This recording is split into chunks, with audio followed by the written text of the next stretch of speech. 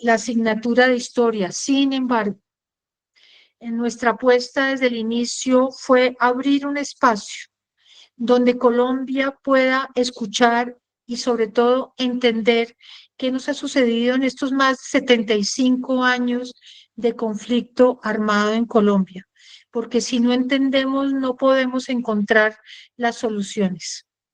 Entonces, este maravilloso equipo de pedagogía del Centro Nacional de Memoria Histórica duró un tiempo importante encontrando la mejor manera de comunicar qué ha sucedido y cómo podemos entender que las memorias colectivas son el primer insumo que le permite al Centro Nacional de Memoria Histórica construir memoria histórica.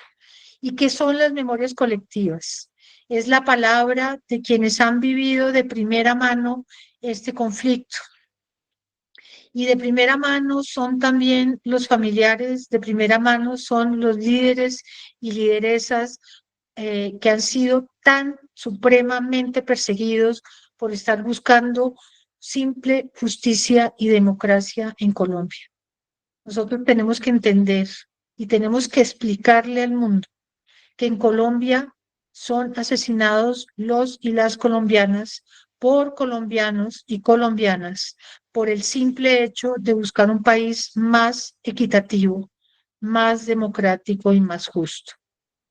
Entonces, estos diplomados nos están permitiendo inclusive a nosotros, a los equipos internos del Centro Nacional de Memoria Histórica, a Cancillería, que son nuestros embajadores en el mundo, y a quienes viven en el exterior, a que hablemos un solo lenguaje. Y yo he traído en algunos eventos a colación la figura de un hombre que para mí es muy significativo en la búsqueda de la democracia en el mundo, que es Tambo, Oliver Tambo. Él era surafricano del movimiento político de Mandela. Cuando Mandela fue tomado preso por sus ideas políticas y, y su revuelta frente al apartheid, a Tambo lo exiliaron. Y él lo que hizo fue tomar la palabra de Mandela, tomar la palabra de la fuerza y la resistencia contra el racismo blanco, contra las comunidades negras y decirle al mundo que Sudáfrica vivía un apartheid y que con ese apartheid había una injusticia política, social y económica que tampoco le permitía a Sudáfrica avanzar. Esta figura de Oliver Tambo se convirtió en el embajador del apartheid en el mundo y gracias a eso el mundo entendió que debía solidarizarse con la lucha de Mandela y por eso, gracias a él, a Oliver Tambo, se liberaron a Mandela años después y el mundo apoyó el tránsito de un país como Sudáfrica hacia la abolición del apartheid. Es una lucha que todavía siguen librando, pero que avanzó y que el hecho que haya habido una abolición, digamos, del apartheid permite al pueblo en conjunto entender que juntos, tanto blancos como las comunidades afro, tienen que construir un solo país. Y eso es lo que nos pasa a nosotros también en Colombia. Nosotros tenemos que transitar de ese pensamiento que tenemos tan arraigado de una madre patria que nos despreció, que construyó bajo un colonialismo violento un país que seguimos avanzando dentro dentro de violencias estructurales como el racismo, el clasismo y la desigualdad. Nosotros tenemos que transitar hacia un país que escuche la diversidad, que se sienta orgullosa de la diversidad. Y por estos diplomados lo que nos permiten es que todos los que asisten a estos diplomados nos convirtamos. Y los invito también a ustedes a que también se conviertan en embajadores de la paz en Colombia. ¿Y eso qué implica? Hay que conocer muy bien este conflicto las causas, los causantes, las etapas, sus transformaciones y el momento que estamos viviendo ahora, donde este conflicto lo que se convirtió son en estructuras, 9, incluso ya 10 estructuras ilegales que están luchando por sus propios beneficios en economías ilegales. Esa lucha original por un país distinto, más democrático, se convirtió en una lucha por economías ilegales. Eso hay que entenderlo para poder procesarlo y unirnos en este momento de la historia como donde una historia, donde una memoria colectiva es la que nos está dando todos los insumos para poder proyectar la Colombia que tanto nos merecemos. En Colombia la memoria colectiva se baila, se canta, se cuenta, se actúa, se llora, se grita, se compone. Y todas esas escuchas es lo que el Centro Nacional de Memoria Histórica viene haciendo en el gobierno, durante este gobierno del cambio. Porque escuchando los cantos, los bailes, las puestas en escena, los gritos y los dolores, nos están permitiendo encontrar un sendero para acompañar la paz total. Entonces les doy la bienvenida a este diplomado. Los invito a que lo escuchen y sean absolutamente proactivos con este diplomado, porque depende también de ustedes que cada vez estemos más fortalecidos con esta apuesta que el presidente pidió de volver a darle historia a Colombia. En este momento con el diplomado, no solamente estamos apostándole a acompañar el cambio del presidente, sino que la memoria histórica se convierta en una apuesta central de los colegios en Colombia, de las escuelas, de las universidades, de los compatriotas que viven, que son esta Colombia fuera de Colombia que tanto trabajamos nosotros, con quien tanto trabajamos en el Centro Nacional de Memoria Histórica, y que cada uno de ustedes, los que están participando, se conviertan en embajadores de este conflicto, porque juntos y juntas lograremos traspasar tantos años de dolor y de violencia. Un abrazo inmenso y les deseo todo lo mejor en esta primera sesión del diplomado ofrecido por el Centro Nacional de Memoria Histórica. Los abrazo con de verdad mucho afecto y toda mi solidaridad con quienes vienen luchando por construir este cambio que llegó y que no podemos dejarlo ir. Un abrazo enorme y hasta pronto. Muchas gracias, directora. Estamos acá, el auditorio está aplaudiendo, está regocijante de manera virtual con sus palabras de aliento que nos permiten eso, encauzarnos en ese camino común de construir país y darle un lugar importante a la memoria histórica, y qué más que con sus palabras que nos transmiten eso y nos hacen seguir en nuestra intención colectiva. Entonces, muchas gracias, directora María Gaitán, por su saludo y por su presencia en esta primera sesión de nuestro módulo Memoria Histórica. A ti, Karen, un abrazo y todo lo mejor para este diploma. Bueno, Chao. muchas gracias. Chao. Chao, directora, muchas gracias. Bueno, pues ya con estas palabras de nuestra directora, de este saludo inicial, pues nos vamos motivados y motivadas a arrancar ya en forma con el contenido de esta sesión 1 a cargo del Centro Nacional de Memoria Histórica. Nos va a acompañar entonces en este momento nuestro compañero y colega del equipo de pedagogía y enfoques diferenciales, Indy Hakanamijoy Izquierdo, ¿sí? Laitu Indy, ¿sí?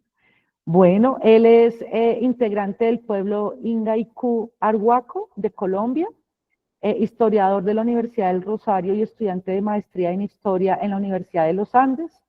Ha enfocado toda su trayectoria en la historia colonial indígena latinoamericana y en los procesos de construcción de identidades indígenas en el siglo XX. Su experiencia incluye el trabajo que realiza en el Centro Nacional de Memoria Histórica, donde contribuye muy especialmente en todos los proyectos de pedagogía, gestión documental y fortalecimiento de la memoria histórica. También ha trabajado con escuelas comunitarias indígenas y procesos de revitalización del conocimiento histórico en sus pueblos étnicos. Metodológicamente, él combina la investigación archivística con la recopilación de fuentes orales, haciendo de la historia oral un eje central para rescatar la voz y la memoria viva de las comunidades. Actualmente desarrolla su tesis de maestría sobre la historia de los cabildos indígenas, analizando su papel en la resistencia, la organización política y la transformación de las sociedades indígenas. Sus intereses abarcan la memoria histórica, los estudios culturales, el patrimonio y la construcción de narrativas desde el sistema del conocimiento de los pueblos.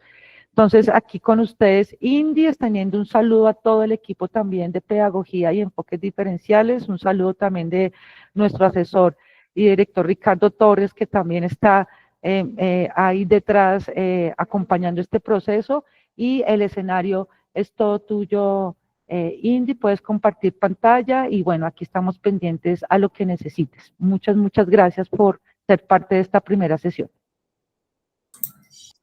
Hola, buenas noches a todos. Espero que estén muy bien allá en sus casas. Me presento nuevamente.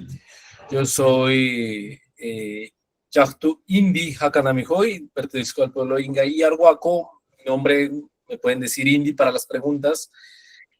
Soy historiador, ¿verdad? Y hoy venimos a tratar exclusivamente y a descarnar un poco, a desenmarañar lo que es la memoria, ¿no? Que muchas veces se habla mucho de la memoria, pero pocas veces se explica muy bien qué es.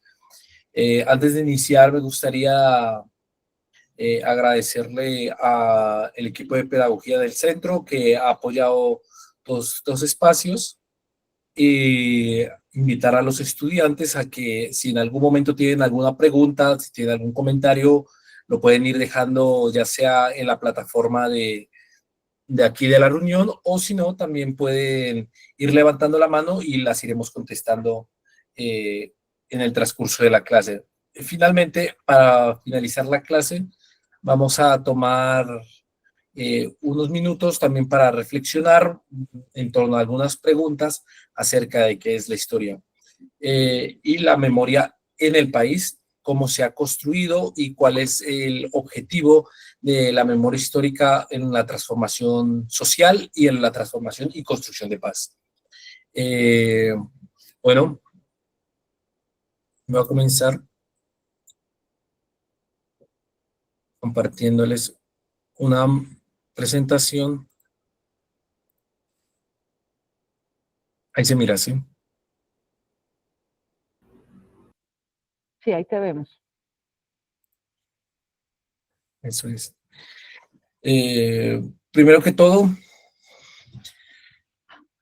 el Centro Nacional de Memoria Histórica es una institución nacional que busca salvaguardar, preservar y darle voz a las memorias del país.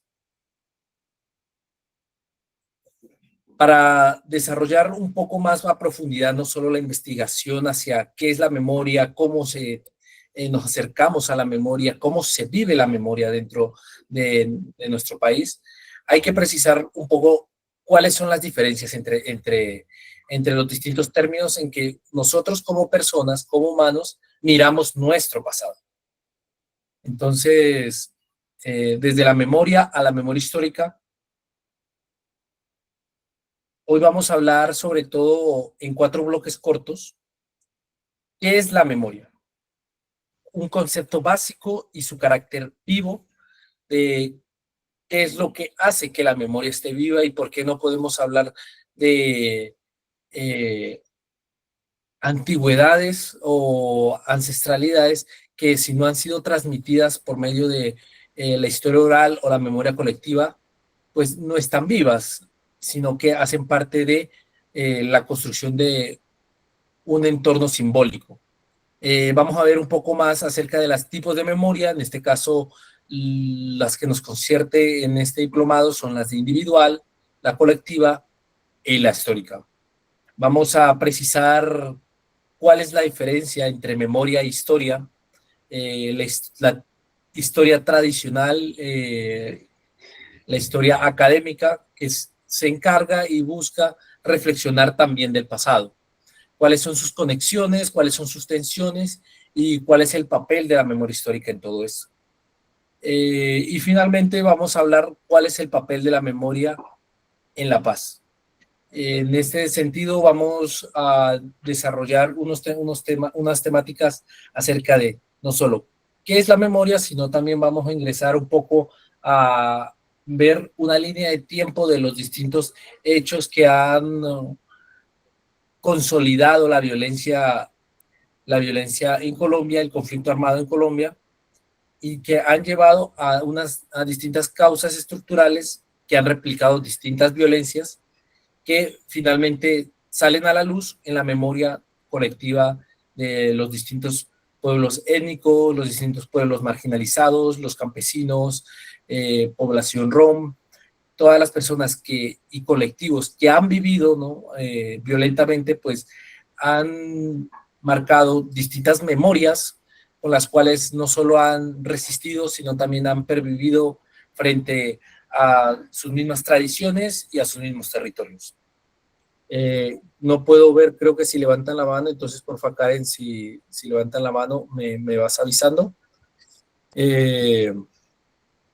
Primero que todo, en sencillez, ¿qué es la memoria? La memoria da sentido a lo vivido, es prácticamente social, viva, que cambia según el presente. Entonces, primero que todo, la memoria es aquel recuerdo que nosotros podemos tener como persona individual, ¿verdad? En este caso, cuando hablamos de memoria en términos básicos, ¿verdad? Es esa capacidad de los individuos, de las comunidades, para recordar, interpretar y dar sentido a ese pasado. Entonces, nosotros tenemos un pasado, son los hechos que van pasando en nuestra vida. Ejemplo, cuando me fui a viajar a los 8 años, cuando mi papá no quiso que yo estudiara en el colegio a los 12 años, que prefirió que yo me fuera a cultivar la chagra a los 18, esos hechos le van dando sentido a las experiencias que yo voy teniendo como ser humano. Mi interpretación al momento de recordarlos es cuando llegamos a lo que se puede entender como la capacidad de hacer memoria. No solo es el recordar en sí, sino es por medio de esta interpretación que nosotros le damos un sentido a ese pasado. Y ese sentido que le podemos dar a nuestro pasado está moldeado por las prácticas sociales de nuestro entorno. En este caso, si yo nací en la selva, si yo nací en la montaña, o si yo nací en una ciudad, tanto el territorio en donde yo vivo como las prácticas sociales que yo poseo le van dando sentido poco a poco a lo que yo he vivido. Si a mí me enseñaron que el río tiene vida, de esa manera, cuando yo articule recuerdos con ese río, va a ser en relación. Ese río siempre me ha estado acompañando. Pero si el río yo no tengo una relación real con ese río, pues simplemente van a pasar desapercibidos esos recuerdos, van a pasar desapercibidos esas interpretaciones del pasado. De ese modo, pues nuestro contexto, en lo que se llama la teoría de la historia, lo llaman los regímenes de historicidad, nuestro contexto en el que vivimos, pues determina mucho cómo nosotros interpretamos y le damos sentido a este pasado, y cómo nuestros recuerdos comienzan a moldearnos a nosotros. Por eso es muy importante que cuando hablamos de memoria, se tenga que señalar la subjetividad del recuerdo. Un recuerdo es subjetivo en el mismo hecho en que nosotros le estamos dando un sentido desde nuestro punto de vista. Ese punto de vista se encuentra atado a nuestro presente, a nuestro contexto, y finalmente está mediado por las relaciones sociales desde donde nosotros producimos este recuerdo. Por eso se dice que el proceso de memoria está vivo, porque la memoria está atada al presente, está atada a mí, está atada a ti, está atada a todos los que estamos participando de este encuentro, porque estamos haciendo estamos recordando constantemente desde nuestra posición. No es lo mismo recordar una ruptura amorosa que pasó hace 6 meses a una ruptura amorosa que pasó hace 10 años, porque exactamente ese proceso de memoria ha llevado a que tú le des otro sentido y otra interpretación a ese pasado. De esta manera puede ir moldeándose en el individuo a través, y así como se moldea entre el individuo, pues a través de ello también las comunidades humanas vamos moldeando nuestros recuerdos.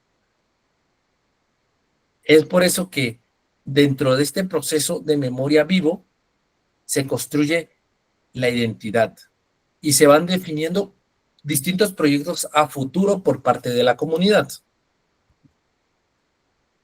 Entonces yo les pregunto, ¿no? Ya acercándonos un poco a esa diferenciación de la memoria individual y la memoria colectiva. ¿Qué recuerdos colectivos están vivos en tu comunidad? Entonces, antes de partir de cuáles son nuestros recuerdos colectivos, si estamos hablando de que hay en los primeros 2 niveles una memoria individual y una memoria colectiva, significa que mi memoria individual es como un hilo. Es un hilo de un color y ese color yo lo defino. Pero cuando yo comienzo a tejer con el hilo de mi vecina, con el hilo de mi tía, con el hilo de mi mamá, con el hilo de mi hija, un tejido que vaya a comenzar a compartir recuerdos, se comienza a crear un textil, ¿no? Un tejido de memorias, un tejido colectivo, una memoria colectiva, en donde cada hilo hace parte de ese fortalecimiento de entender cómo nosotros como colectivo nos entendemos, cómo nosotros como comunidad nos entendemos, cómo nosotros como pueblos indígenas nos podemos llegar a entender en nosotros mismos. Este tejido, un tejido que puede ampliarse más y más de más memorias, es igual que nuestra memoria individual, finalmente sigue siendo memoria. Y como es igual que nuestra memoria individual, está viva. Y si ya uno como individuo sabe que quizás ya no sienta los recuerdos del pasado, de tu niñez, de la misma manera que los pudiste haber sentido en otro momento de tu vida, así mismo pasa con las comunidades, así mismo pasa con los colectivos humanos. Las distintas memorias comienzan a hacer que se muevan como una serpiente, que este proceso sea como un río en el cual vayan llegando otros ríos tributarios a alimentar este relato. Lo que no podemos hacer es detener que esos ríos lleguen al gran río de la memoria colectiva. Y eso es lo que muchas veces ha llevado a la marginalización y a la misma invisibilización de muchas poblaciones en la historia de Colombia. Esto debido a que para algunos ciertas memorias son más valiosas que otras. Entonces ciertos ríos son más valiosos que otros, no. Todos los ríos alimentan un mismo río. Y ese río lo que nos permite es darnos una idea de hacia dónde queremos ir. Y esto es muy importante que lo tengan desde ahora en cuenta, y es cómo desde la memoria partimos para saber hacia dónde nos dirigimos. Entonces, yo les comparto un recuerdo colectivo que yo tengo, que está vivo en mi comunidad, y es, por ejemplo, en el pueblo Arhuaco, hace 50 años, unos líderes espirituales y políticos muy importantes para el pueblo fueron asesinados dirigiéndose hacia Bogotá. Dentro de mis recuerdos, yo jamás lo viví. Quizás soy demasiado joven para haber vivido ese hecho y hasta soy demasiado joven para haber escuchado de personas que hayan vivido ese hecho a carne propia. Pero los tejidos, las memorias recolectadas de las distintas personas que estuvieron en ese momento antes de que desaparecieran a estos líderes, a estos mamos. Desde ahí, ellos comienzan a crear una red colectiva de recuerdos. Esta red colectiva de recuerdos comienza a generar el tejido de la memoria colectiva. Y esta memoria colectiva llega hasta mí. Puede que no haya ningún libro que esté escrito buscando fuentes exactas de qué fue lo que le pasó a estos líderes. Pero mi pueblo, mi comunidad lo recuerda aún. Recuerda al mamo Luis Napoleón Torres, que fue asesinado, y él vive en la memoria colectiva. Y eso es porque para nosotros es importante recordarlo. Porque para nosotros, desde nuestra subjetividad, es importante que él siga presente en nuestra historia, en nuestra memoria, para poder saber cuáles son las luchas, cuáles son los futuros que nosotros queremos como comunidad. Antes de continuar y quizás aburrirlos un poco, no tanto con esta charla tan formal, me gustaría, si a alguno de los que estamos aquí presentes le gustaría preguntar qué recuerdos colectivos están vivos en tu comunidad, ¿no? Y de esa manera, aquí leo un poco en los comentarios, los falsos positivos, exacto. Quizás no todas las personas hayan vivido o recordado, ¿verdad?, en hecho propio, los falsos positivos, más sobre todo cuando hablamos de poblaciones, quizás niños que nacieron, no sé, en el 2010, en el 2014, en el 2015, que ni siquiera recuerdan el proceso de paz, pero es por medio de la memoria colectiva que igualmente a ellos se les transmite estos recuerdos. Aquí nos dicen el paro de 2021 en Bogotá, SUA.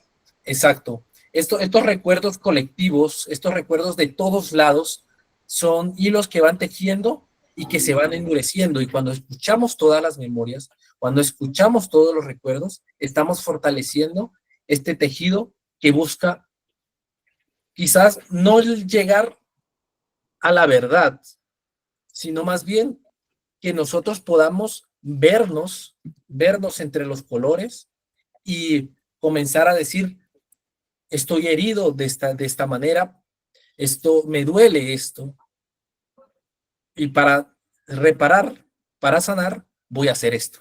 Pero en un primer paso está la construcción de esta memoria colectiva.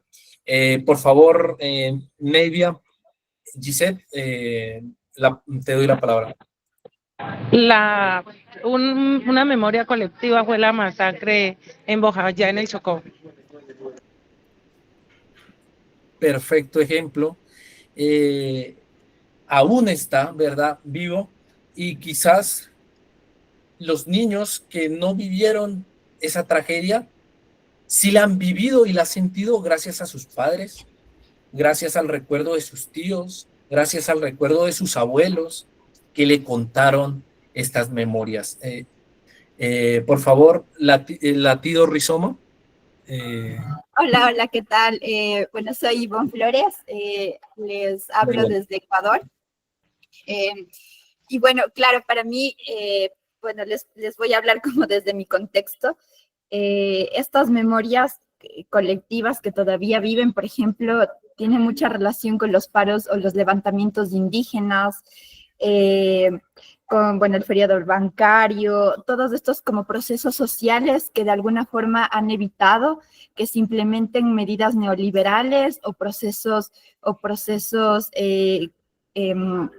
dictatoriales, digamos, de ciertos gobiernos, porque estos levantamientos indígenas, sobre todo, y estos movimientos sociales, han hecho bueno, que la gente como se organice, digamos, como digo, para evitar como estas medidas. Sin embargo, estas mismas memorias nos ponen en cuestionamiento ahora que estamos viviendo una dictadura y claro, o sea, nos preguntamos ahora por qué no salimos a marchar o a protestar como lo hacíamos antes. O por qué, o sea, lo voy a poner en términos muy escuetos, como por qué no votamos presidentes como antes lo hacíamos.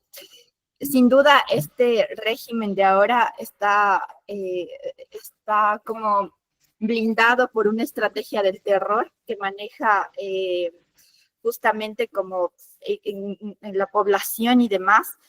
Entonces, bueno, un poco conectando otra vez con esta memoria, ¿no? Como de los levantamientos y demás, ha hecho que ahora, si bien nos preguntemos qué pasa con los movimientos sociales ahora, también ha hecho que se reviva ciertas organizaciones de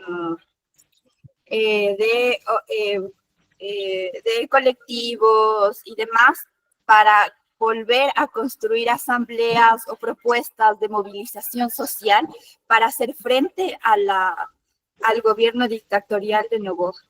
Entonces, por ahí va como esta memoria en mi país. Muchísimas gracias por tu comentario, Ivonne, y es muy importante lo que ella nos dice, y es cómo nosotros simbolizamos, ¿verdad?, esas memorias que ya tenemos colectivamente para decirnos, hey, movilicémonos.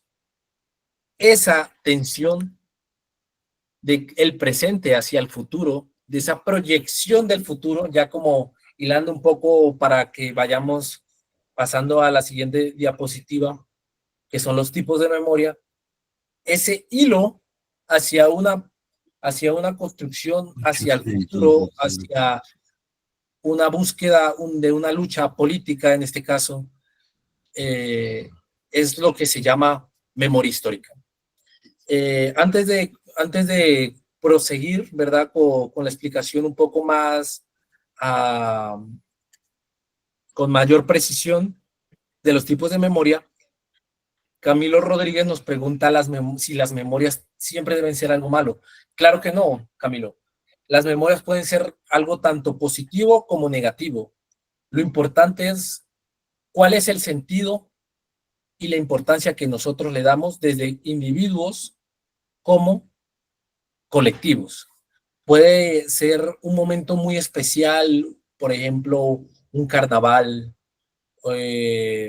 una festividad, que lleve a la comunidad a unirse, por ejemplo. Estas memorias de unidad son cosas buenas, ¿no? Y que también generan un fortalecimiento en el tejido social.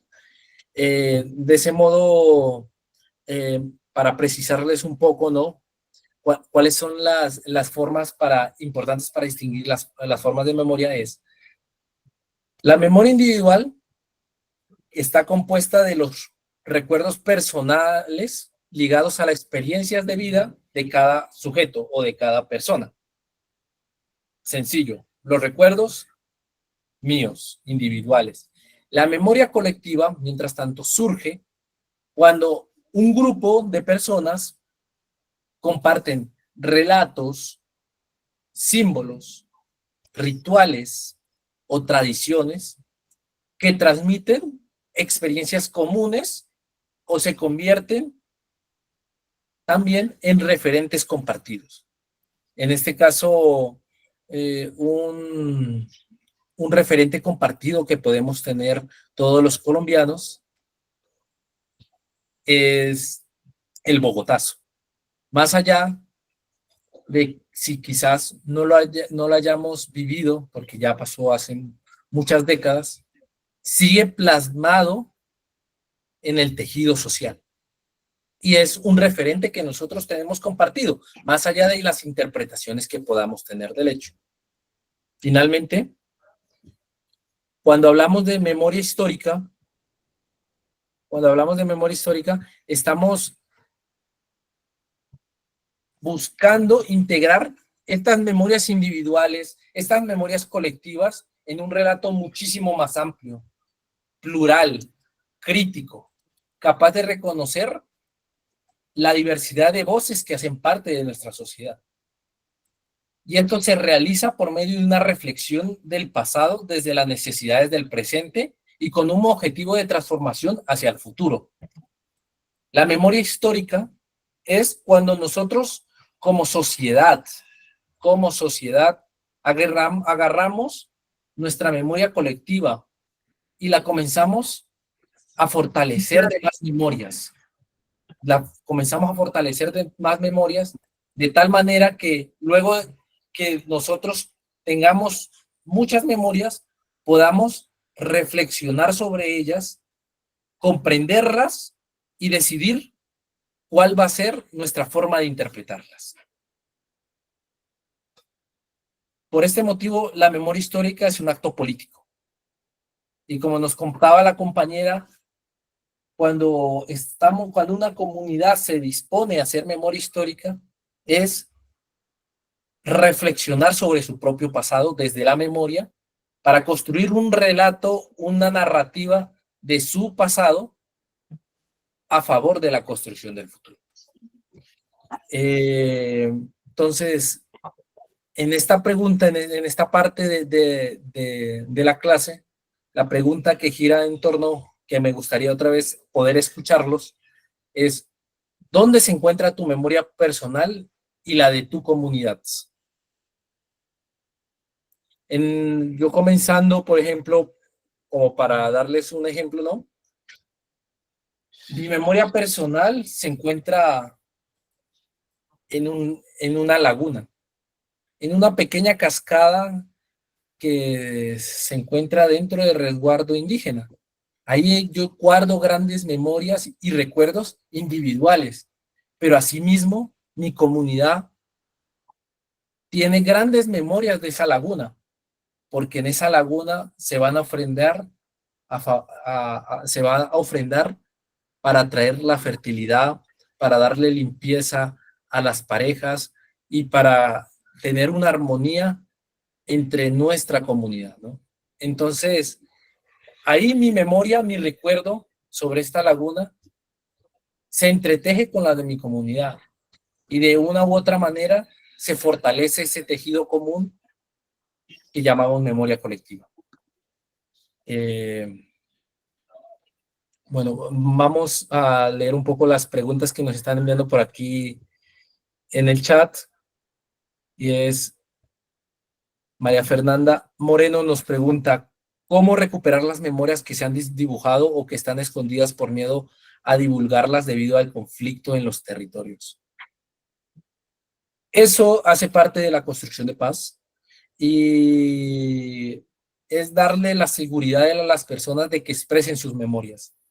No es posible decir que las memorias se hayan desdibujado porque como la memoria es un proceso vivo, nosotros tenemos que irnos más allá de solamente el hecho que pasó, sino el sentido simbólico que nosotros le dimos a ese hecho.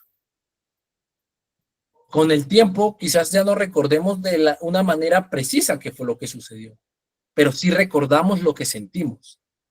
Esa comprensión de cómo sentimos la memoria es lo que se tiene que traer, lo que se tiene que escuchar, lo que tenemos que comenzar como país a darle voz, a darle mayor visibilidad. En este caso, el problema de seguridad y de intolerancia que ha llevado a que en nuestro país haya habido constantes choques de violencia por diferencia en la ideología, en el pensamiento, son lo que hace que nos dé miedo divulgar estas memorias.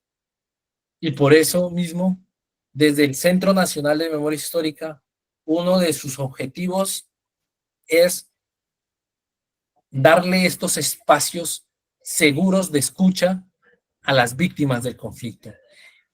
Asimismo, darles unos espacios seguros de relacionamiento para que no se sientan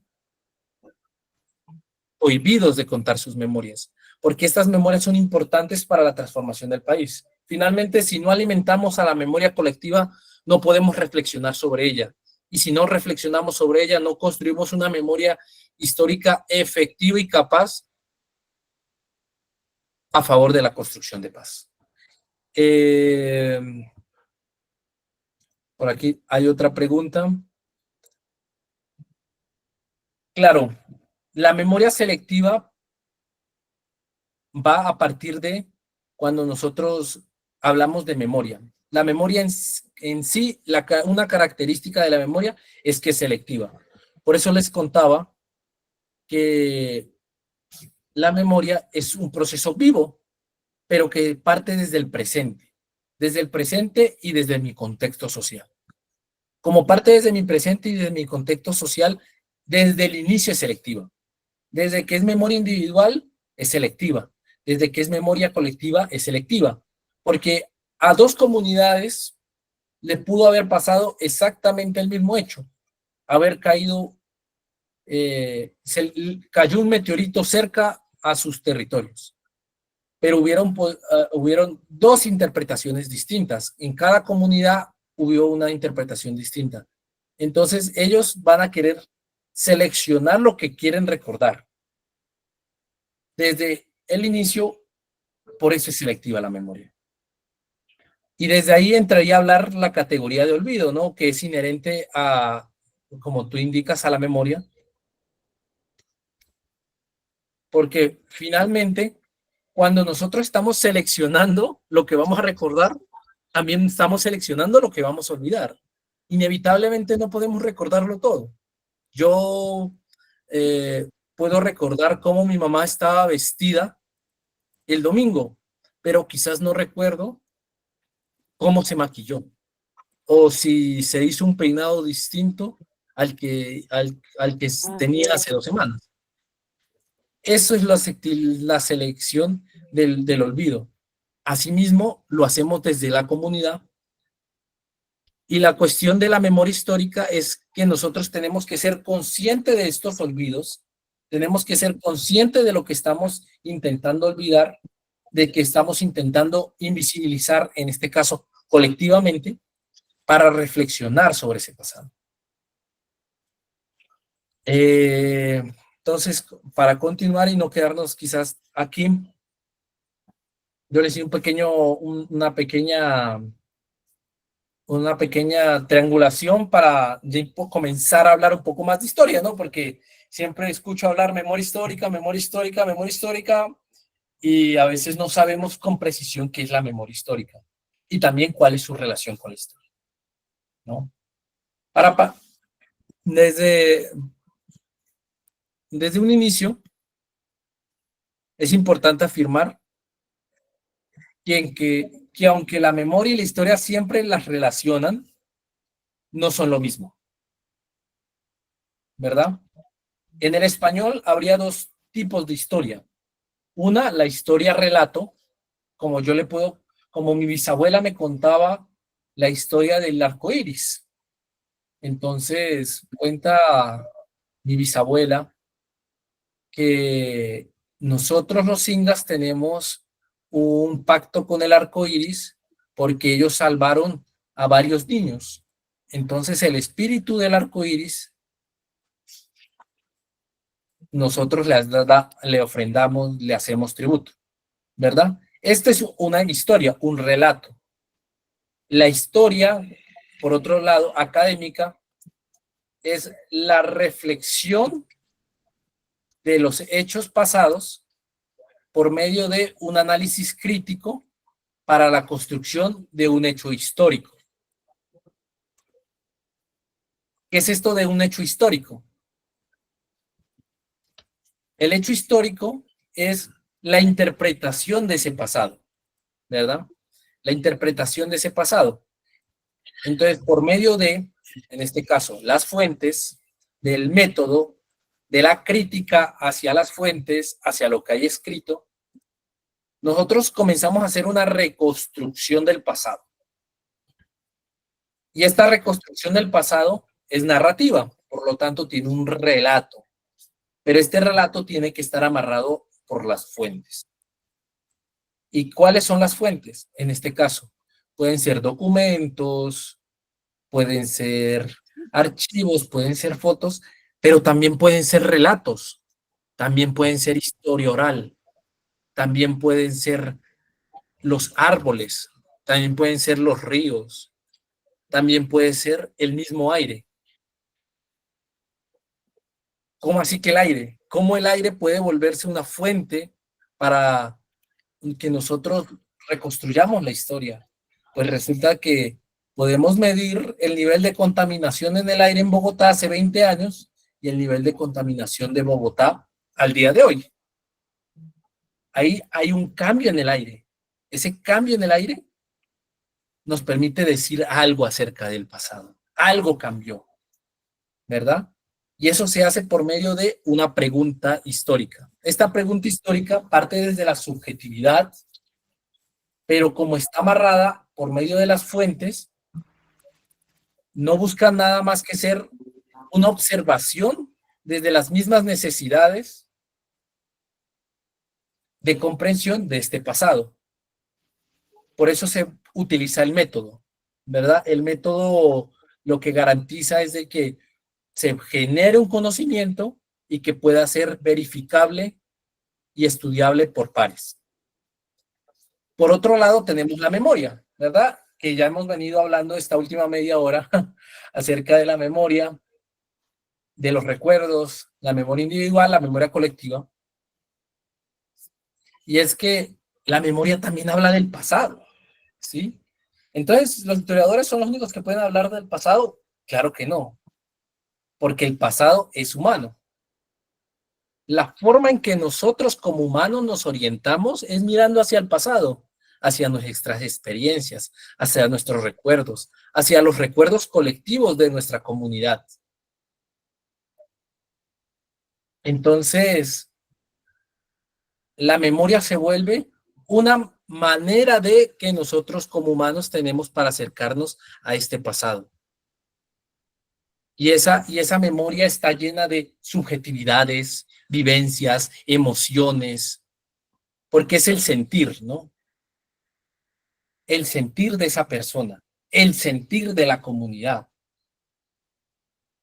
Y de alguna u otra manera, ambas están conectadas porque hablan del pasado, pero al mismo tiempo están en tensión porque pareciera que comenzaran como a competir, ¿no?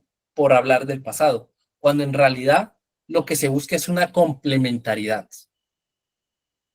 Lo que no se quiere es que una opaque a la otra, sino que se complementen. Vi que nos levantaron por aquí una mano. Por favor, Nidia. Sí, yo, profe Neiva. Es que entiendo, y buenas noches para todos mis compañeros y compañeras. Entiendo que la historia nos va a contar las vivencias de las comunidades, de cómo vivieron, cómo sortearon ese presente en cada momento de ellos. Es como para informarnos, ¿cierto? Pero la memoria, o no digamos pero, sin embargo, la memoria es la que nos permite que hoy reconozcamos hechos que marcaron un precedente que, aunque duela decirlo, se siente un dolor que se comparte, que aunque puede iniciar individual, se comparte. Es la manera de no olvidar y de transformar ese dolor que se vivió en algo positivo, porque a la final se va a convertir en positivo, aunque un dolor. Exacto. Es muy acertada tu intervención en el punto en que es ese dolor, ¿verdad? Es ese sentir que nosotros tenemos como colectivo que nos obliga a cambiar. Y esto es una de las grandes fortalezas de la memoria, y es que nos hace no sentirnos solo como individuos, nos hace sentir como colectivo, como comunidad. En ese sentir, buscamos respuestas, buscamos sanar, y ese sanar se ha llevado a la construcción de lo que en la actualidad conceptualmente se está construyendo, digamos que en los debates de hace 30 años teóricos, 40 años, o por lo menos hasta hace 20 años, el concepto de memoria histórica tenía bastante debate, ¿verdad?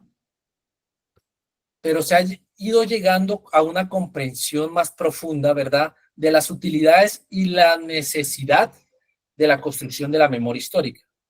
Porque la memoria histórica, en este caso, lo que buscará será esa pluralidad de memorias que nos permitan saber cómo se sintieron las personas. Y no solo quizás en hechos específicos de la vida de esa persona, sino también pueden ser problemas estructurales de la sociedad, el racismo, la discriminación de género, ¿verdad? El clasismo, todas estas violencias estructurales que nosotros podemos tener como sociedades humanas. La memoria es la que nos deja sentirlas. Si bien la historia utiliza el método, la fuente, ¿verdad?, la crítica para reconstruir esos pasados, darle un sentido a esos pasados, de una manera que no se salga de lo real, la memoria nos indica qué es lo que siente el corazón, qué es lo que siente la población, lo que siente la comunidad. ¿Y cómo se interpreta esa memoria? ¿Cómo nosotros reflexionamos sobre esa memoria para construir un relato de memoria?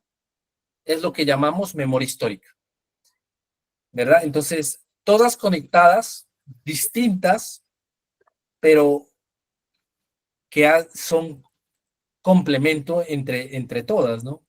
Lo importante de la memoria histórica es que nos da un camino de transformación social, porque aunque se crea que ¿para qué yo estoy hablando del pasado? Si eso ya pasó, ¿sí? Cuando las poblaciones indígenas alegan haber sido despojadas de sus territorios hace 150 años, 200 años, pero ¿por qué siguen con su discurso de que han sido despojados de su territorio? Porque para nosotros hay una importancia en el territorio, y esa importancia del territorio hace que nuestras memorias estén territorializadas, y si perdemos el territorio, perdemos esa memoria, perdemos esa subjetividad, esa vivencia. Y con subjetividad me refiero a esa construcción que nosotros podemos tener como humanos en una cosmovisión, cómo miramos al mundo, cómo entendemos los ríos, los árboles, cómo entendemos el aire, cómo entendemos al otro, cómo yo me comunico con los animales, o cómo yo vivo mi ambiente. Toda esa memoria tiene un sentido, y es esa construcción de narrativa hacia la memoria histórica. Porque la memoria histórica, aunque nos hable de memorias, aunque nos hable de pasado, es para la transformación del futuro. Es un discurso, una narrativa político, social, que en este caso, en Colombia, es la herramienta precisa para el fortalecimiento y la construcción de paz. Entonces, ya como para dar un poco el balance, la memoria y la historia, ¿no? La historia, ese análisis crítico. Yo me acerco a un archivo, me acerco a otro, me acerco a una biblioteca antigua, ¿verdad?, a revisar documentos y a mirar o a intentar reconstruir cómo vivían las personas. Cómo vivían las personas hace 3 siglos, ¿verdad? Y claro, hago un examen crítico de la revisión de literatura, hago una revisión de lo que se ha producido teóricamente, hago una revisión de las fuentes que existen para no hablar cosas que no pasaron, pero sigue siendo una percepción construida desde un análisis crítico del presente, ¿no? Por otro lado, la memoria, que también nos habla del pasado, es esa experiencia y la emoción, el recuerdo y el sentir, ¿sí? Por eso, ¿cuándo pasa la memoria o colectiva a ser historia oral? ¿Sí? ¿Cuándo pasa la memoria colectiva a ser historia oral? Y está en el sentir de la comunidad. Cuando una historia oral de mi comunidad de hace 4 siglos que habla de encomenderos, quizás ellos no relaten el hecho tal cual como pasó, ¿verdad? Ellos no relaten quiénes fueron los que estaban, quizás solo hablen de 2 o 3 personas importantes de esa época. Puede que no digan bien en dónde sucedió.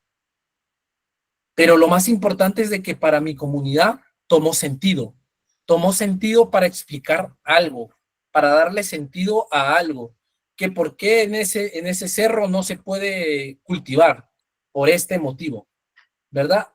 Y es por medio de esta historia oral que ya la memoria colectiva se pasa a ser un sentido total de nuestra comunidad, una explicación, una forma de mirar finalmente el mundo, mirar nuestro presente y mirar el futuro.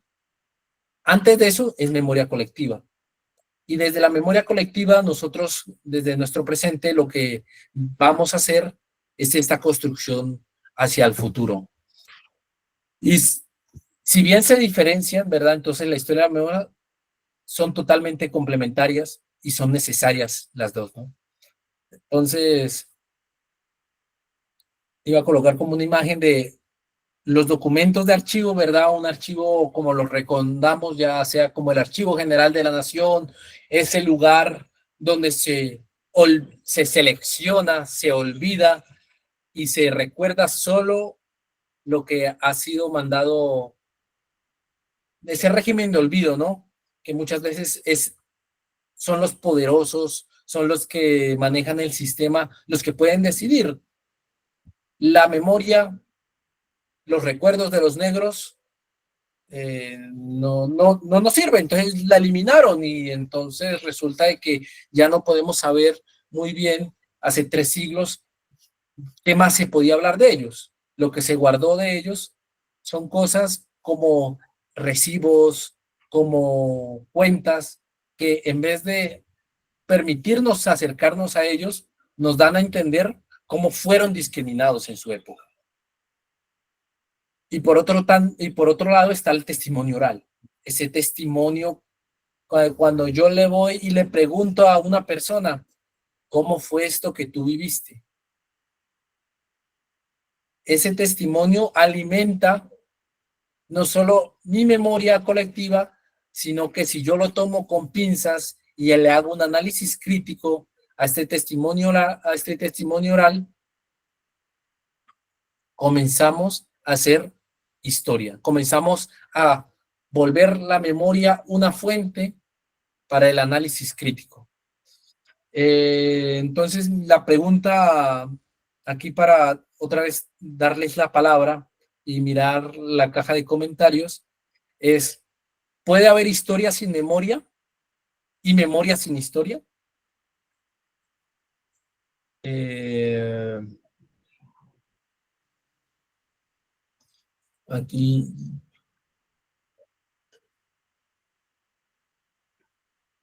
Aquí está Laura Sofía Gómez, nos da un ejemplo, ¿no? Memoria individual en la universidad, memoria colectiva, los tropeles, las asambleas, las clases, así es. Todos estos recuerdos colectivos que tenemos finalmente hacen una red de hilos que tejen lo que nosotros llamamos memoria colectiva. Laura Sofía nos pregunta que si lo que se omite en verdad en este régimen de olvido también es memoria. Ya no lo sería porque cuando cae en olvido es exactamente eso, es ya no tener el acceso al recuerdo, ¿verdad? Y nosotros no podemos hacer memoria sin recuerdo. Es por eso tan peligroso cuando las poblaciones indígenas hablan de que se están perdiendo las prácticas, porque dentro de las prácticas hay un saber particular, una memoria particular. Un tallador de canoas del Chocó puede que tenga su lenguaje para tallar la canoa. Corta un árbol y él sabe qué árbol va a cortar, cómo lo va a cortar, de qué manera lo va a cortar y cuándo lo va a tallar. Cuando él desaparece, cuando el olvido llega a él y él ya deja de practicar el tallado de canoas, pues desaparece este recuerdo, desaparece esta memoria, desaparece este conocimiento. Por lo tanto, a menos de que haya alguna manera de volver a recordar, ya sea con un documento, con un video, con una foto, con el mismo testimonio oral del tallador de canoas, ya caería en el olvido y por lo tanto ya no haría parte de la memoria.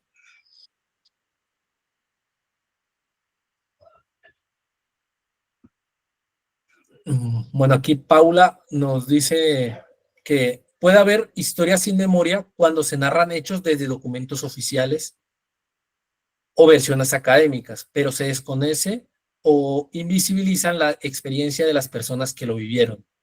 También puede haber memoria sin historia cuando una comunidad recuerda desde la oralidad las tradiciones o el arte, aunque estos relatos estén escritos o reconocidos en los libros de historia.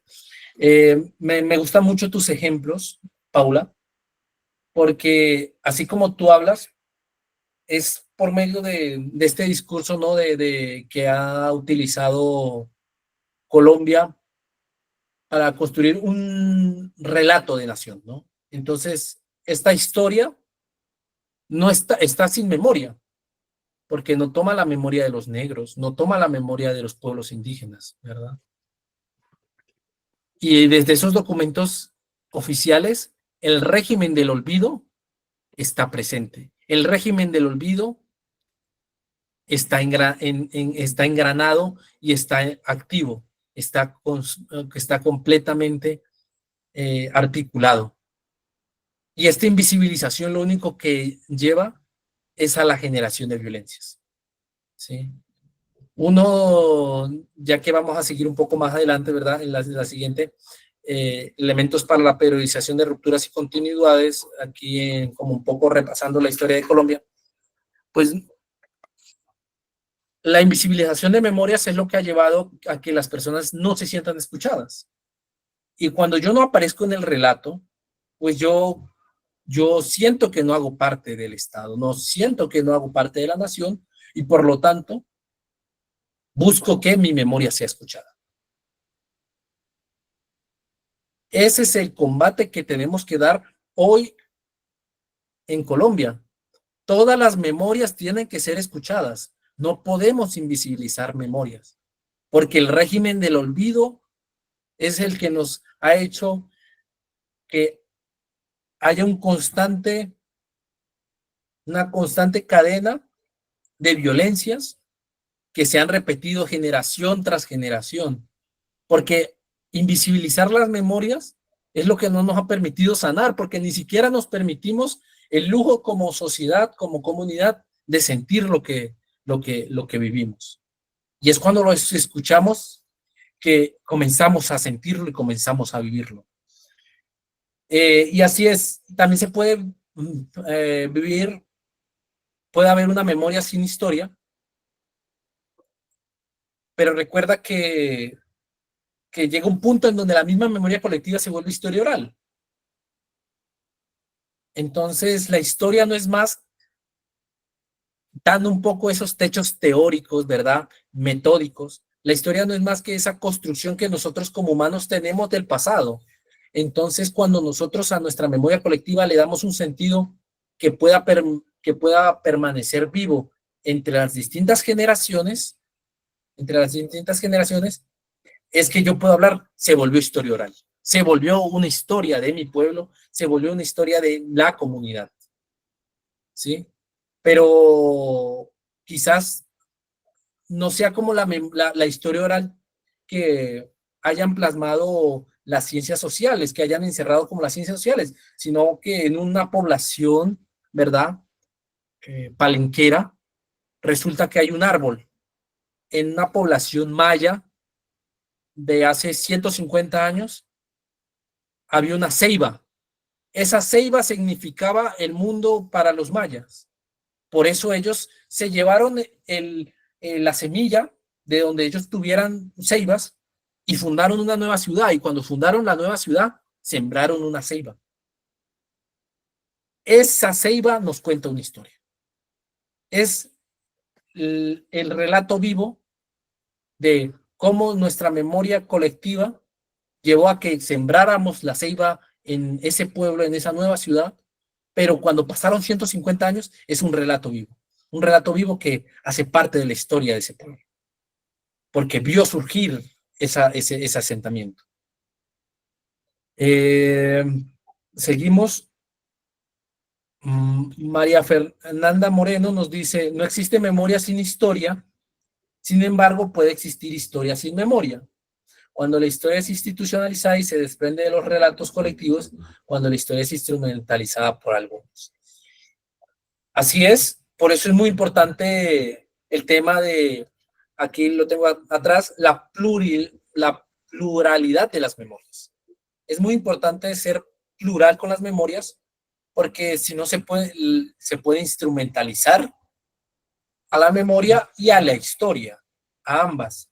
Entonces es cuando comenzamos a eliminar este régimen de olvido, cuando comenzamos a luchar en que no se invisibilicen las voces, es cuando comenzamos a construir también un futuro para nosotros, un futuro que nos permita sentir los dolores y superarlos, ¿verdad? Y sanarlos. Rosalba Barón nos dice, memoria sin historia. También puede ocurrir cuando una comunidad transmite sus recuerdos mediante oralidades, cantos, rituales, obras artísticas, prácticas culturales, aunque esos relatos no aparezcan en los textos académicos o registros estatales. Así es. Todo esto es memoria colectiva, ¿verdad? Que ha sido transmitida generación tras generación, pero el hilo entre memoria colectiva y esa transformación a la historia del pueblo, historia oral, historia de esa comunidad, sean estas expresiones culturales, estas expresiones artísticas, las que la demuestren. Entonces, cuando en Pasto, Nariño, hacen el carnaval de blancos y negros, ¿verdad? Ahí se están transmitiendo recuerdos desde la antigüedad, el mismo hecho de que hayan varios días para el carnaval, el mismo hecho de que sea un carnaval, ¿no? Con toda la concepción católica, toda la constitución hispano-católica. Hay una transmisión de conocimiento, hay una transmisión de sentires en estas memorias. Finalmente, Cristian nos dice, la ausencia de espacios donde converjan y se construyan memoria impide el fortalecimiento del sentido de identidad y esta a su vez deteriora el tejido social y fomenta la memoria. Muchísimas gracias, Cristian, por tu comentario, muy acertado. Así es, por eso en el marco de la Ley de Víctimas, el Centro Nacional de Memoria Histórica ha buscado como uno de sus objetivos principales generar estos espacios porque una de las formas de sanar es primero escucharnos. Si no nos escuchamos, no podemos sentirnos como colectivo, no nos podemos sentir como comunidad y por lo tanto volvemos a caer en este régimen de olvido. ¿Qué es la memoria? Ya como recapitulando, ¿verdad? ¿Qué es la memoria y por qué es importante en la paz? Bueno, la memoria es nuevamente esa capacidad de los individuos, ¿no? Y las comunidades para recordar, bueno, interpretar y dar sentido al pasado. En contextos como la violencia en Colombia, la memoria es fundamental. Permite reconocer y legitimar voces de personas que no serían escuchadas, que simplemente caen en un régimen de olvido porque son negros, porque son pobres, porque no han tenido las oportunidades de salir a una ciudad a dar su voz, porque se encuentran metidos en la selva. Cuando nosotros les damos el espacio de ser escuchados, sabemos qué es lo que ellos quieren y cómo ellos quieren ser reparados. Y eso es algo que es muy importante en esta construcción de paz, y es escucharnos para saber, bueno, yo cómo te reparo a ti, yo cómo te puedo reparar a ti. Y no es por más que esa reflexión que nosotros hacemos de nuestra memoria colectiva, que yo siento entonces todos los dolores y digo, quizás otra persona del exterior me pueda decir, resulta de que tú estás muy mal porque en tu pueblo mataron, masacraron, hicieron estas devastaciones a tu comunidad. Y quizás el chamán de esa comunidad, ¿verdad? El sabio de esa comunidad diga, mi comunidad para ser reparada quiere primero que le limpien el río donde pescábamos, el río donde íbamos a hablar con los espíritus, el río que fue envenenado por petróleo, el río que mataron, el río que desaparecieron, el río que se robaron las multinacionales. Escuchar esas memorias, escuchar esos recuerdos, nos da a entender de que todos sentimos distinto y se buscan reparaciones distintas, pero al mismo tiempo que hay otras salidas para la paz, que hay otras formas de entendernos como sociedades humanas y entendernos más allá, ¿no? de nuestras diferencias, sino que como humanos siempre estamos sintiendo y que eso está vivo en nuestra memoria tanto individual como colectiva. Entonces la memoria no es única ni homogénea, ¿no? Existen memorias individuales, colectivas e históricas. Ese esfuerzo de reflexión hacia la memoria colectiva para generar ese relato hacia el futuro como una apuesta política, pero también de transformación social, es lo que llamamos memoria histórica, todas con un valor propio, ¿no? Porque finalmente la memoria histórica busca integrar todos estos relatos, todo este mosaico, como si fueran un rompecabezas, las distintas memorias, para ir armando un rompecabezas, el cual dignifique, incluya y reconozca la experiencia de las personas que generalmente fueron las más marginalizadas, las que nunca fueron escuchadas, las que cayeron en el régimen del olvido. Por eso, hablar de memoria, hablar de yo te escucho, es hablar de paz, porque estamos compartiendo el sentir, estamos compartiendo lo que somos, estamos compartiendo cómo lo vivimos, cómo lo sentimos y cómo reflexionamos sobre ello. Solo escuchando todas las memorias podemos construir un futuro más justo, incluyente y reconciliado. Bueno, antes de comenzar como un poco a dar ya cierre no solo a las diferencias de la memoria individual, colectiva, la memoria histórica, vamos a repasarnos un poco cuáles han sido las violencias aquí en Colombia y les iré dando como una idea de compartimos o no compartimos esta memoria colectiva. Y si la compartimos, ¿por qué la compartimos? ¿Verdad? ¿Qué rupturas y continuidades tenemos? La de 1944, la de 1948, la crisis de la República, la persecución política antigaitanista. Esta persecución política antigaitanista llega hasta hoy en día porque entendemos que todas las personas que fueron silenciadas en la época de la violencia, porque tenían un pensamiento distinto, o porque sentían distinto, o porque profesaban una religión distinta, nos dejó heridas, cicatrices en el tejido social que aún hoy en día estamos recién sanando. Luego llegó la dictadura civil y la guerra bipartidista. ¿Qué es lo que llega también con la dictadura militar, la pacificación y el anticomunismo? Es la homogenización de las memorias. Porque al Estado no le funcionaba que hubieran muchas memorias que dijeran, ay, no, es que mi memoria es más valiosa que la tuya, es que mi memoria es mentira lo que dice el Estado porque la memoria de mi comunidad siempre nos ha llevado a que hemos sido abandonados estatalmente.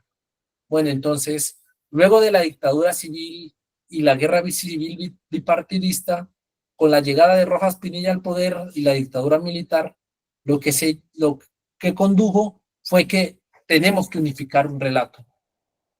Y es lo que señalaban bastantes compañeros que tenemos aquí en el chat. Y es cómo la historia se utilizó para argumentar o para darle solidez a un discurso en específico, un discurso racista, un discurso patriarcal, un discurso clasista, pero que finalmente lo que quería era acabar con esa diversidad de memorias, porque si somos distintos, ¿cómo nos vamos a comprender? ¿No? Y al revés, es a través de la escucha que los invito un poco a que entren al sitio web del Centro Nacional de Memoria Histórica o que nos sigan plataformas como YouTube, que venimos hablando, desarrollando algunos videos acerca de los diálogos improbables, acerca de los orígenes del conflicto que hacen parte de lo que nosotros somos como sociedad y cómo nosotros proponemos dar estos espacios para escucharnos entre nosotros. Finalmente hay ese pacto del olvido, incumplimiento de acuerdos de paz y representaciones y surgimiento de las guerrillas durante la época que comienza el Frente Nacional, y es lo que hablábamos del régimen del olvido, ¿verdad? Crean una narrativa histórica, una narrativa para argumentar que de esta manera tiene que ser el Estado, y buscan implementar con ello un régimen del olvido que invisibilice al resto de personas. Consecuencia, aumentó la violencia en Colombia, el surgimiento de las guerrillas. La guerra se volvió marginal, las reformas del Frente Nacional no llegaron a hacer cambios reales, y las coaliciones lo único que hizo fue desmembrar más Colombia. Ya finalmente, desde 1978 a 1991, con las guerras sucias y con la llegada del narcotráfico, se privilegiaron ciertas memorias, ¿verdad?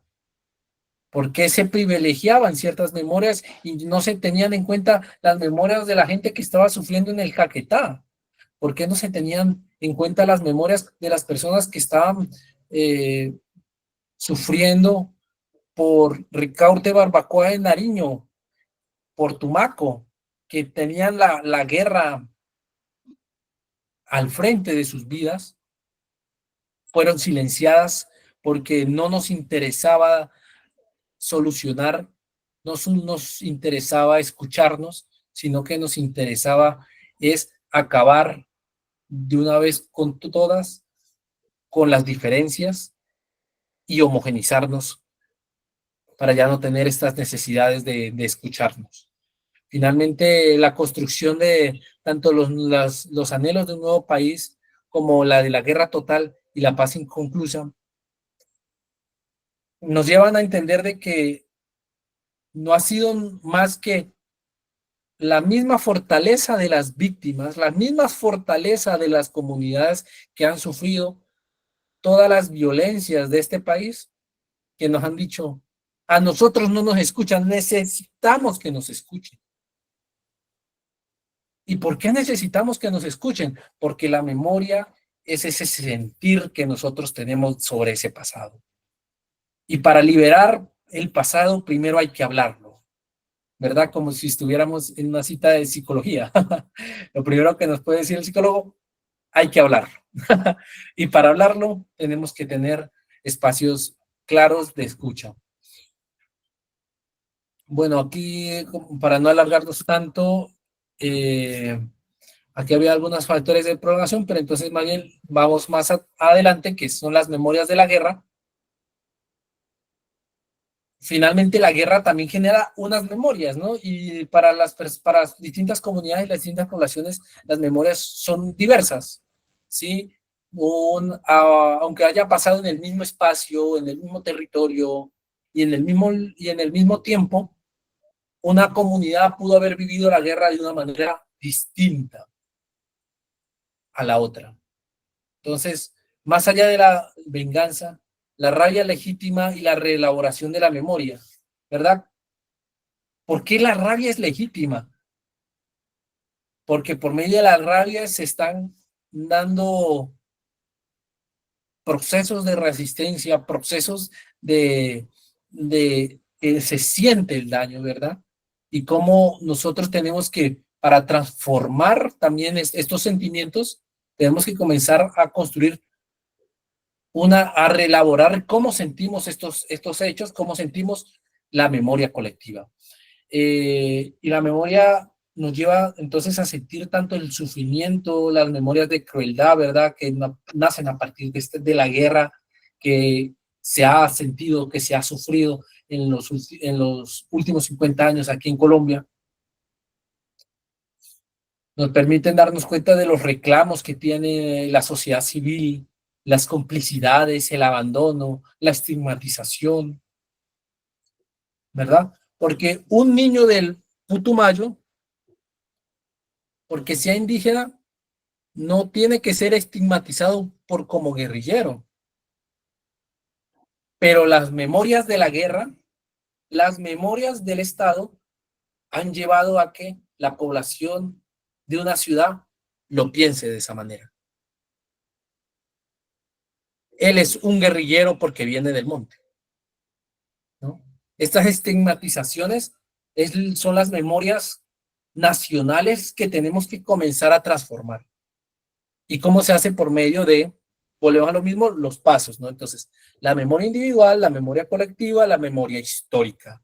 Y con la memoria histórica, esa transformación del relato hacia una reinterpretación de nuestra propia historia, sin alejarnos claramente también de las interpretaciones de la historia crítica. Los usos y funciones de la memoria. Ya para la construcción de paz, frente a estas memorias de guerra, son muy importantes para hacer reclamos, pedagogía y reparación, ¿no? Y es lo que les contaba, yo escucho a la otra persona su reclamo, puedo aprender una pedagogía para escuchar y para dialogar y finalmente para buscar una reparación verdadera. Y antes de finalizar y dar como un pequeño espacio para las preguntas, es el logo de esta dirección del Centro Nacional de Memoria Histórica y es todas las memorias, todas, que creo que después de esta clase ya entendemos un poco más por qué tienen que ser todas. Les voy a subir a la plataforma un pequeño PDF con unos escritos que yo coloqué para que tengan quizás una claridad o si necesitan un documento referente para esto es memoria individual, colectiva e histórica. Por otro lado, también les voy a dejar un pequeño video, ¿verdad? Se los iba a compartir, o bueno, si alcanzamos, ya lo voy a reproducir. Pero antes de eso, me gustaría saber si hay alguna pregunta y si quieren dar algún comentario antes de pasar al video o en este caso finalizar la clase. Por favor, Ivonne. Hola otra vez. Esto me hace pensar mucho en el contexto actual de mi país, porque si bien, o sea, nuestra disputa de la memoria va como por otro lugar, por ejemplo, lo que pasa ahora es que hay una narrativa del miedo, como bien decía hace un momento, en relación a la inseguridad y demás, que es una narrativa estatal, que viene a partir de la declaración del conflicto armado interno el anterior año, en enero, en mi país. Y esto ha hecho que se justifique la militarización de mi país, o sea, como la militarización en el país, y también que se criminalice la protesta a partir de ciertos decretos que, claro, legitiman esto, ¿no? Porque, claro, o sea, ya, porque hay esta justificación, ¿no?, del conflicto armado interno. Entonces, esto de alguna forma ha hecho que estas organizaciones, estos movimientos sociales y demás, como decía, o más bien como que la organización y la protesta sea como, sea de otra forma, no sé, como que más, más también temerosa, digamos, por así decirlo. Pero también esto ha hecho que se simplifique las memorias de los territorios y también de las luchas, ¿no? De estas luchas de estos territorios, de territorios indígenas y demás, que tienen como tensiones con la minería, con las empresas petroleras y demás, igual con el crimen organizado.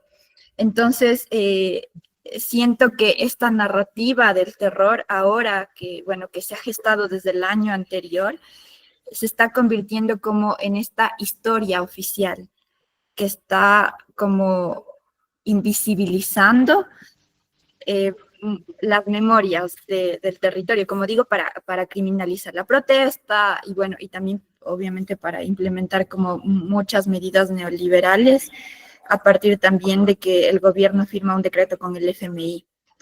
Entonces, nada, esto me hizo pensar como en esta problemática que pasa ahora acá.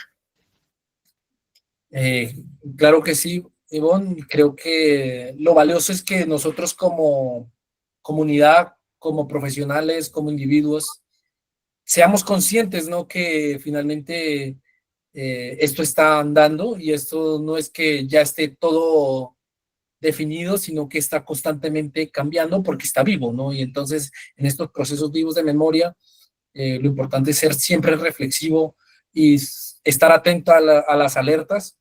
¿Y cuáles son las alertas? Estos regímenes de olvidos. Porque cuando viene un régimen que quiere imponer una idea, vienen unos regímenes de olvido que intentan silenciar e invisibilizar muchas memorias y muchas voces. Por favor, Carlina, Sofía Londoño. Bueno, buenas noches a todos y todas las presentes en este espacio. Yo los saludo en esta oportunidad desde Saravena, Arauca. Soy docente de una institución educativa donde desde algún tiempo nos hemos vinculado a diferentes iniciativas de memoria histórica y bueno, seguimos trabajando y reforzando este proceso. A propósito de varias intervenciones que hubo en la noche, pues de la temática central del encuentro de hoy, me venía a la mente lo que está pasando actualmente en Palestina, como quienes otrora fueran víctimas, o bueno, también hay una diferenciación importante entre el pueblo judío y el proyecto político sionista, y cómo este proyecto político sionista, de cual muchos no son judíos, se apropió de ese crimen contra la humanidad, que fue el genocidio contra el pueblo judío, para hoy cometer un crimen contra la humanidad, que es el genocidio contra el pueblo palestino. Entonces quería aprovechar este espacio para recordarles a todos, y voy a poner en el chat la invitación que se está haciendo para hacer una publicación en redes sociales este 29 de agosto al mediodía con el hashtag Gaza digo tu nombre. Invitarlos a todos los compañeros que están presentes hoy acá a que nos vinculemos. Yo sé que de pronto para algunos podrá parecer inocuo que mientras pues están personas siendo asesinadas y muertas de hambre, ¿sí?, condenadas a la inanición, hacer un hashtag puede parecer inocuo, pero también de esa manera es que se ha logrado visibilizar, y hoy en el mundo pues hay una condena masiva al genocidio del pueblo palestino, y creo que es algo que incluso sobre todo en esos espacios tenemos que visibilizar. Entonces, mi intervención era en ese sentido y lo voy a poner en el chat. Muchísimas gracias, Carolina. Creo que todas sus intervenciones han sido precisas y esto alimenta mucho, no solo el debate, sino también nuestras comprensiones, ¿no? Y lo importante que es señalar, ¿no? Que la memoria es desde el presente. La memoria, como es desde el presente, es lo que nos transforma también hacia el futuro, y por eso está también esta disputa. Siempre hay una disputa, sobre todo muy política hacia saber quién es el que controla la memoria, quién es el que controla la experiencia vivida y la experiencia percibida, ¿no? ¿Cuál es lo válido, qué es lo válido, qué es lo legítimo? Y es por medio de esta disputa por la memoria, ¿verdad? En cuanto a cuál es la más verdadera, en la cual muchas veces se comienzan a invisibilizar cosas. Entonces, la, la, la recomendación de esta clase es ser críticos, ser muy críticos cuando nos piden olvidar, cuando nos piden invisibilizar, ser muy críticos cuando nos dicen esta es la verdad, y buscar tanto con la contrastación de fuentes, ¿verdad? Como con la contrastación de documentación producida por historiadores o por académicos, cómo podemos entender este pasado y cómo nos podemos acercar a este pasado. Creo que la siguiente seguiría Laura Bello, por favor. Indy, solo para recordar que tenemos 8 minutos para terminar este encuentro, para ser respetuosos también con el tiempo. Tenemos 3 intervenciones, Laura, Natalia Carolina y Cristian. Ok, bueno, yo voy a ser muy puntual y a mí me llama mucho la atención como de esta última parte o este último segmento frente a las memorias de la guerra. Y es específicamente en el punto donde se menciona la rabia. Si bien es cierto que la rabia muchas veces moviliza actos de dignidad, también en nuestro país ha movilizado muchos actos de odio, y mantenernos en una actitud tan contestataria o tan conflictiva es lo que precisamente ha perpetuado los hechos de violencia. Entonces, para mí puede ser un poco peligroso hablar desde la postura de la rabia, como todo el tiempo dignificar la rabia puede ser un poco peligroso, no solamente para las comunidades, sino también para los actores políticos que se visibilizan en todas las comunidades. Eso por una parte. Por otra, me surge la pregunta, a raíz de la necesidad que nosotros tenemos como país de pluralizar la memoria histórica, ¿de qué manera? No sé, yo soy egresada de la pedagógica y me pienso mucho desde mi lugar. Entonces, ¿de qué manera en espacios escolares podemos dar voz a todas las voces, valga la redundancia, o a todas las memorias que se pueden presentar, teniendo en cuenta que a veces las memorias están elaboradas o están construidas desde un relato que mantiene un tinte político?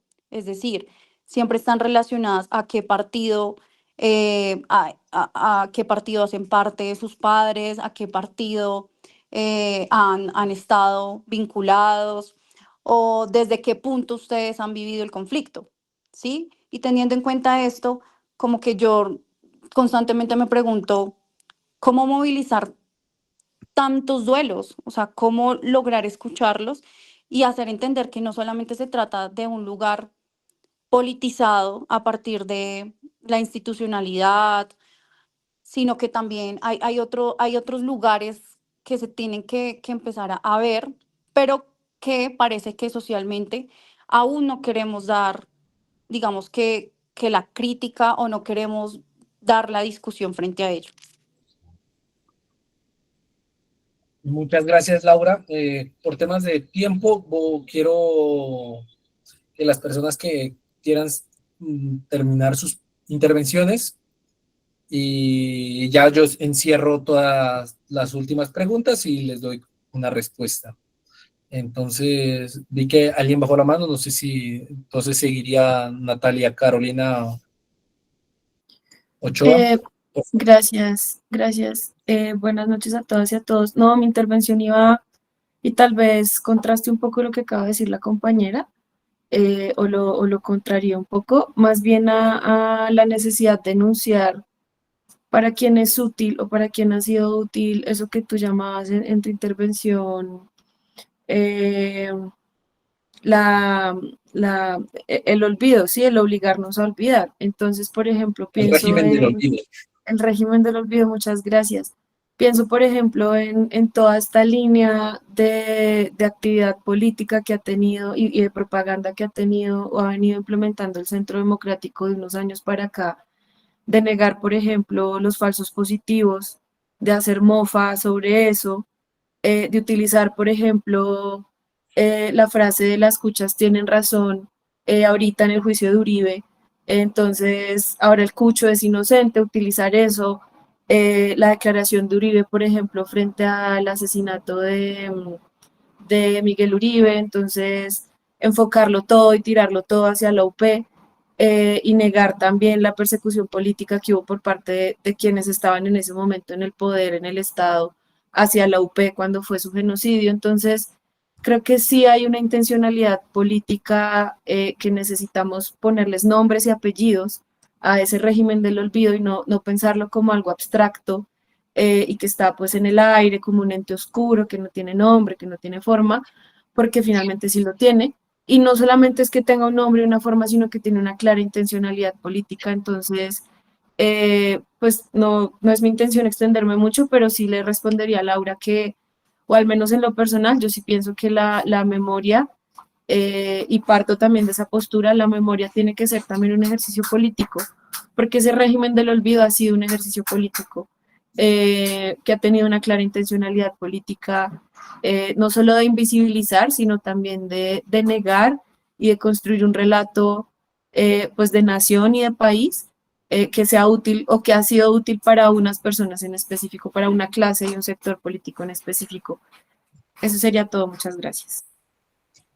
Muchísimas gracias, Natalia. También quiero agradecerle a Rosalba Barón por su intervención. Creo que como para encerrar los últimos comentarios, ¿verdad? Es precisar que la memoria es política, sobre todo porque está viva y estamos desde el sentir, ¿verdad? Y de esa manera ese discurso de la memoria histórica es también político, ¿no? Entonces, como es político, claramente, según lo que se piense, lo que se dé como de ideología, es lo que se va a buscar replicar como una narración, como un relato, como ese relato fehaciente de lo que sucedió para argumentar posturas políticas. Es inevitable, porque es un proceso vivo y es un proceso político y humano. Lo importante es ser reflexivo y crítico frente a estos procesos, ¿sí? Al momento de acercarnos a las distintas memorias, entender de que de por sí las memorias ya están sesgadas por su contexto, por su lugar de enunciación, ¿verdad? Por su régimen de historicidad, por lo que vivió, por lo que no vivió, por lo que escuchó y lo que no escuchó. Ya desde ahí ya tiene su propia identidad esta memoria. Pero asimismo es importante darla a conocer porque no es solo claramente no es solo legitimar posiciones de una legítima rabia, ¿no? Que muchas veces lleva, ¿no?, a violencias desproporcionadas, sino entender por qué pasó esto, ¿no?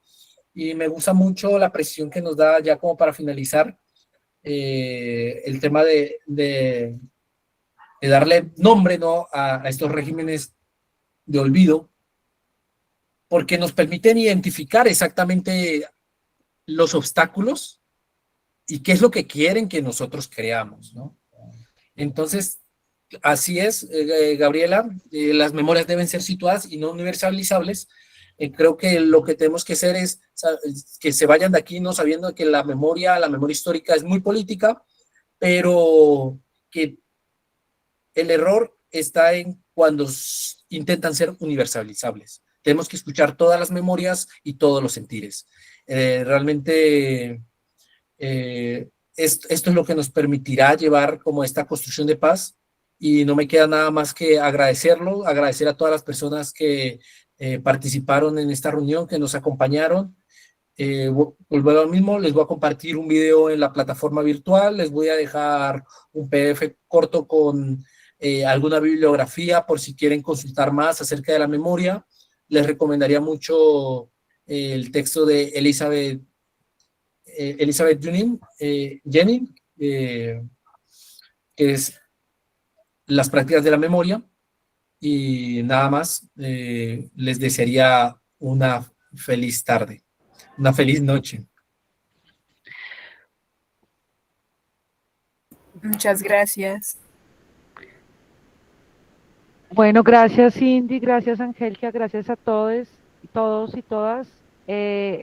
Ya terminando esto, entonces solamente una recomendación: ingresar a la plataforma y revisar las actividades que tenemos, en tanto que nuestra próxima sesión sincrónica será el 10 de septiembre. Entonces tenemos este término de semana y la próxima para realizar las actividades asincrónicas. No sé si quieras precisar algo, Angélica, y ya con eso cerramos. No, Karen, agradecerles a todas las personas. Muchas gracias.